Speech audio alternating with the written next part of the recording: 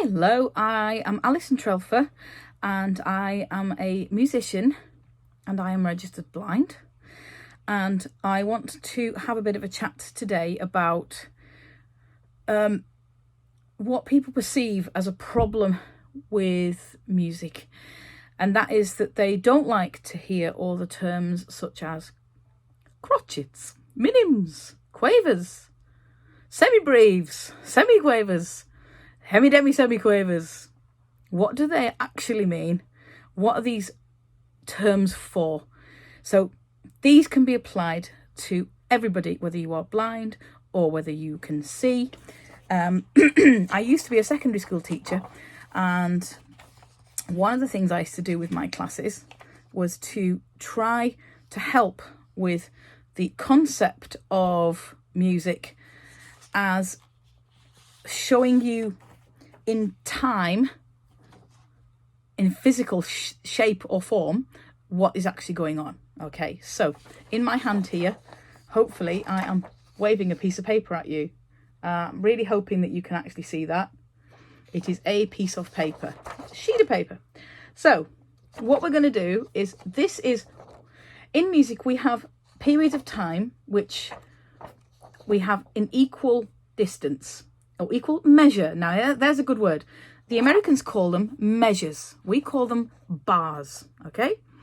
Now in music you'll often see sets of 5 lines, and you'll see little tiny vertical lines go. So you've got all your horizontal lines, and then you'll have vertical lines going down as well. Those are what we call the bar lines or the measure lines. So here we have a big piece of paper here.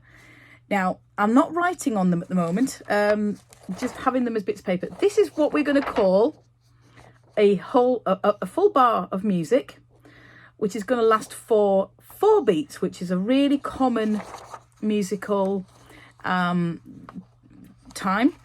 And in England we call the 4-beat note the semibreve, because actually semi means half, and there is a note that isn't used often now, and it is called a breve, which is for 8 notes. But the semibreve is usually the longest note of time that we use in most Western systems.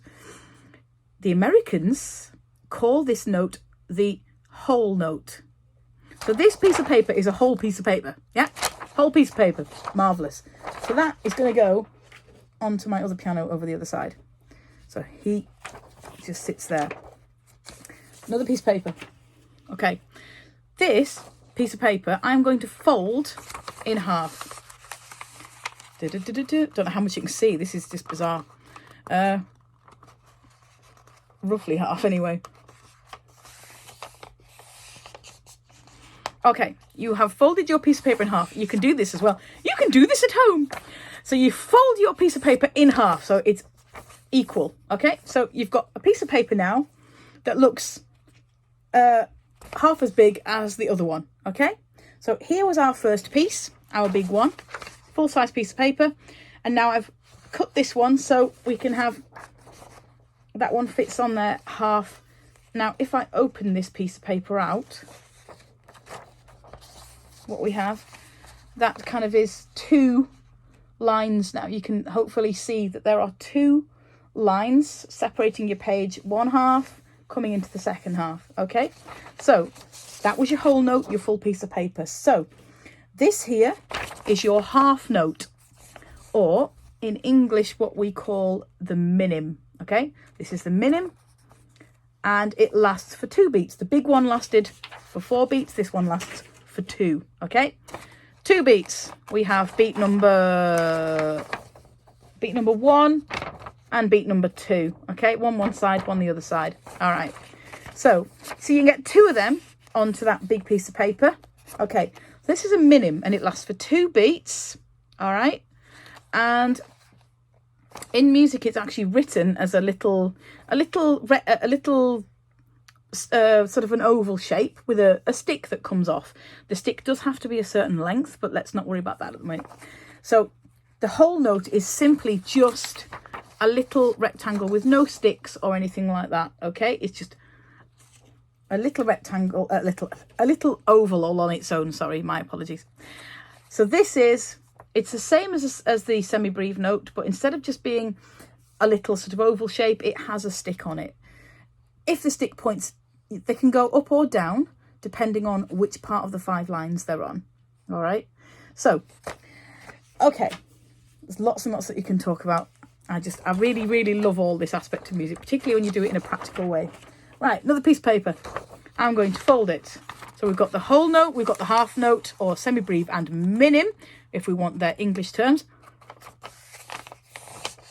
Incidentally, the computers favour the US version, because I think it's, so if you have music technology programs such as Sibelius or Sonar, you'll hear half note, whole note, or what we're about to do now, which is, I've folded my piece of paper and I've folded it again. For those that have no sight and might be watching, that's a bit of a those with no sight who might be watching. I see, said the blind man. That's just really silly. Anyway, so here we have a piece of paper that's smaller again. It is smaller. Well, in fact, is twice as small as this one. So this is our half note. This one is it's a quarter note. Okay, it's a quarter of the size of the original piece of paper. So it's a quarter note, or we call them crotchets. All right. So don't know if you're seeing a pattern here. So this note lasts for 1 beat. So music is a lot like maths. I don't like maths myself. So if you're cringing because you hate maths, don't worry. I'm not good at maths either. Music, maths, however, I'm okay. So whole note, half note, quarter note. Anyone know what's coming next? Yeah, what's coming next? Fold this piece of paper. It's like being arts and crafts class, isn't it?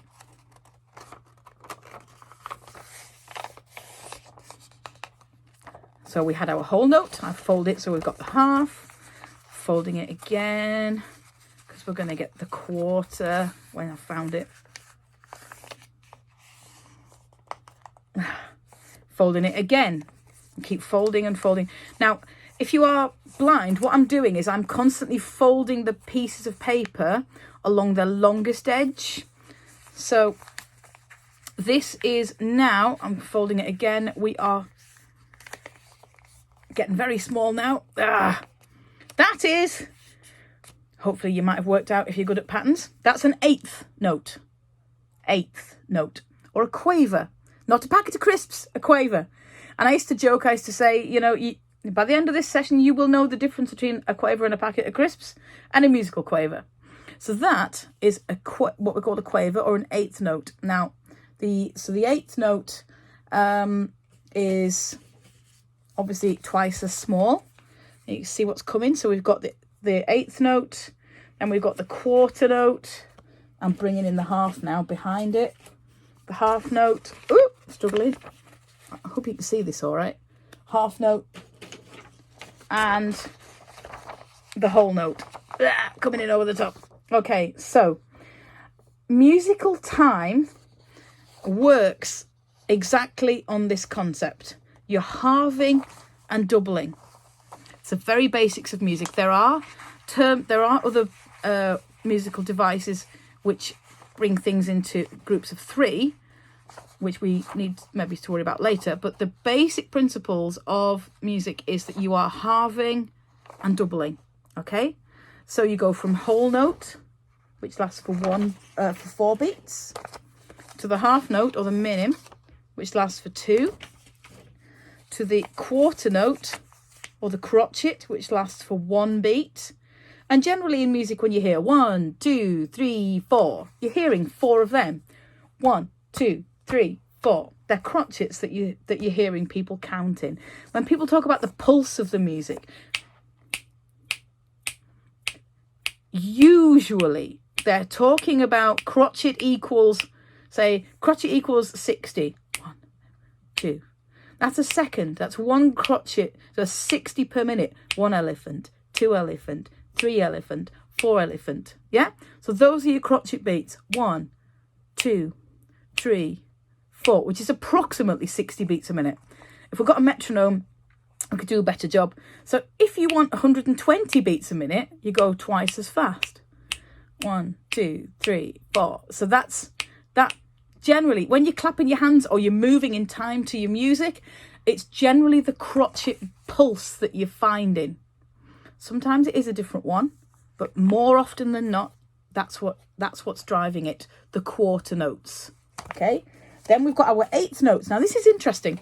So when you go 1, 2, 3, 4, sometimes you'll hear 1 and 2 and 3 and 4 and.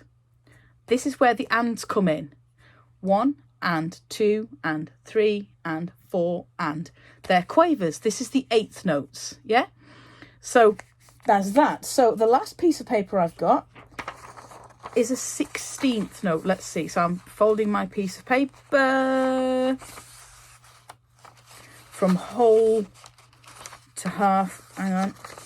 This paper doesn't want to go. Turning it through 90 degrees, folding it again, so I get the quarter note now.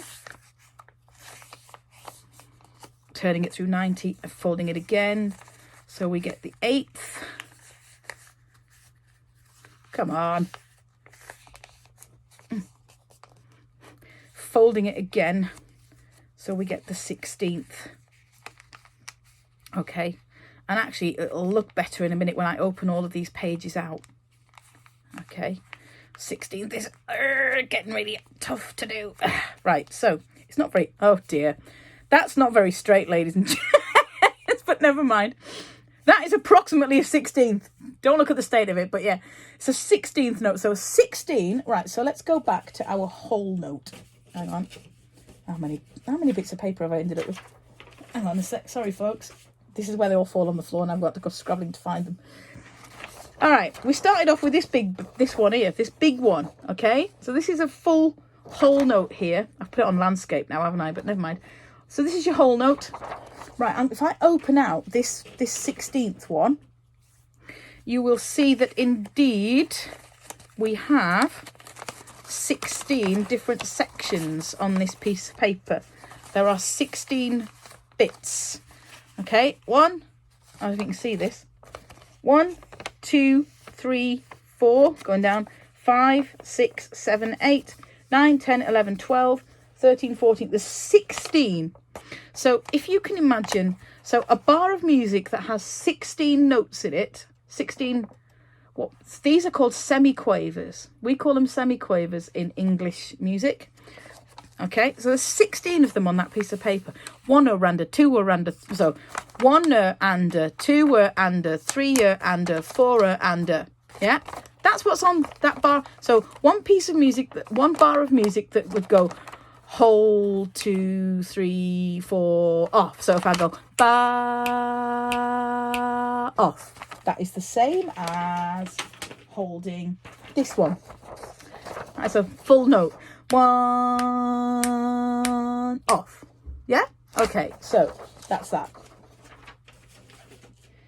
This minim in sound, this is your half note, yeah? So if you see 2 of these in a bar, you'll get this. 1, 2, 3, 4. Ba, ba. Okay? 1, 2. So you've got your main pulse going.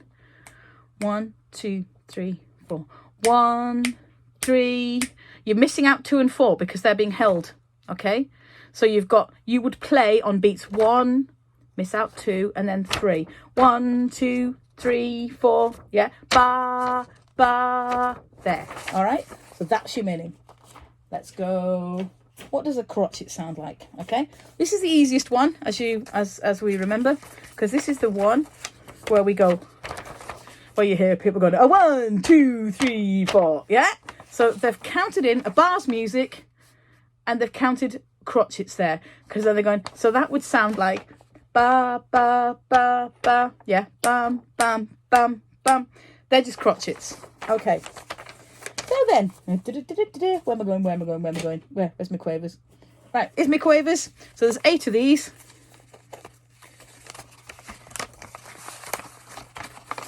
Good. Come on. There we are. Yeah, so we've got, hopefully you can see this. I don't know. 1 and 2 and 3 and 4 and, yeah? 1 and 2 and 3 and 4 and, yeah?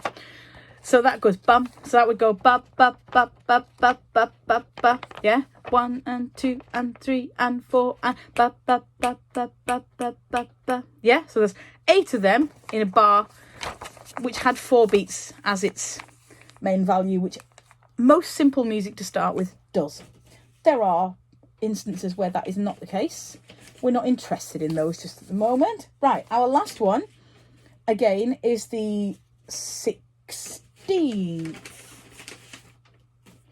So this is the one where we're going 1 around a 2 around a 3 around a 4 around a ba ba ba ba ba ba ba ba ba ba ba ba ba ba. So that's got 16 different things happening. So I hope that I have demystified some of the issues that you find, because all you see on bits of paper, most of you, when you look at music, you see little tadpoles, little black things with tails on a bit of paper, different shapes, lines going here, lines going there, lines going everywhere, and you really don't understand it. But these bits of paper here are the tools for your understanding on a basic level, when you first of all haven't got a clue what music is.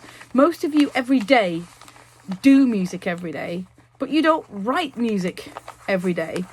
And often the way that people are taught to write music every day, they start by telling you, this is a crotchet, this is a quaver, and you're going, oh, I can't remember what the names are. Well, let's get you used to the physical thing, because you can do this with Lego as well. And I often teach, I teach blind students using Lego. So get different size bits of Lego and put them together. And that's a video for another time, because it's so interesting. And I love playing with Lego. It just gives me an excuse to play with Lego. So I hope that you have enjoyed this video and hope it's been helpful. If it has been helpful, I would be ever so grateful if you would press a like on it. Perhaps share it with anyone that might not understand music and you think that it might fill a bit of a gap for them. And also, if you'd like to subscribe to my YouTube channel, Alison Trelfa, that's ALISON TRELFA, so that's TR, Santa's elf, and then A. Okay, so I do hope you've enjoyed that and it's been insightful. Okie dokie, thank you very much all. Bye, till next time.